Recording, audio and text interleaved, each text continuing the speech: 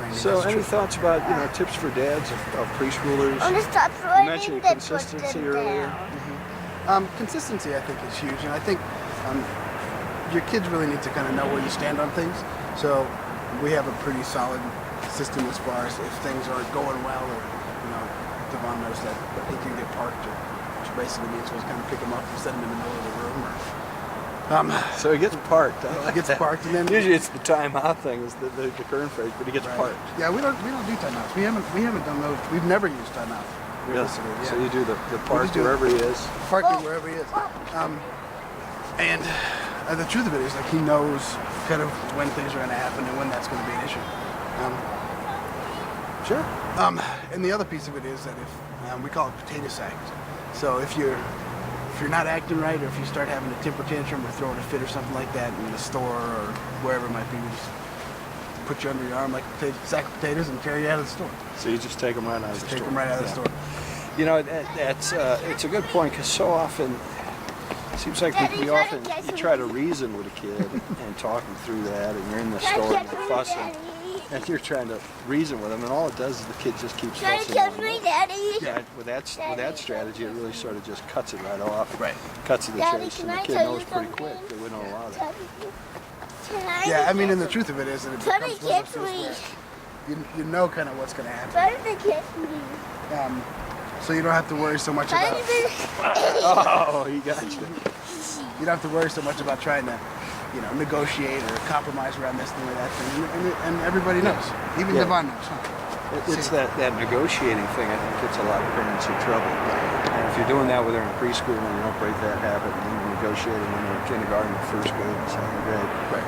you could ruin a lot of family evenings and definitely a lot of adventures, especially when you're at a sporting event and there's all the souvenirs and all the food and everything. You don't want to be doing the negotiating thing. Right.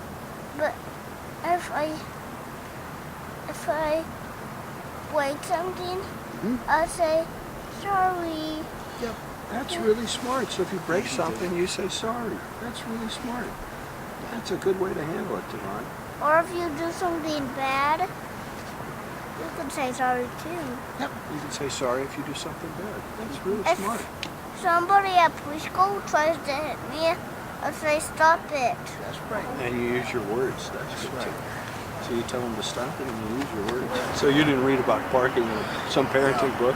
No. You just followed your instinct. Yeah, I did. I just picked him up and set him down in the middle of the living room. And I think it was probably maybe a couple hours later, I thought to myself, oh, I can use that. Like, It's a new strategy. that could work. Right. Because the reality of it is that it'll have whatever you put with it as a parent.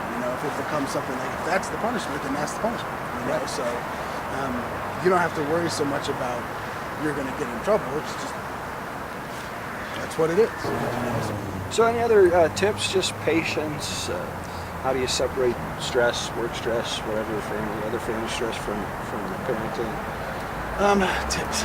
I think for me, it's really a matter of Can I just say go with your instinct on things. A lot of times you're going to be right. And to not get too frustrated or overwhelmed by little things that are really not that big a deal. It's that patience with all the minor little things. You just gotta let go. Yeah. And if you're on your kid all the time, your kids all the time for the little stuff, that's all you're doing. Yeah. And look for the good stuff. We work so hard to try and make sure that our kids are, don't do this or don't do that. And I think if we could switch it up a little bit and be more consistent around, great job saying sorry, or thanks for doing this, that, or the other.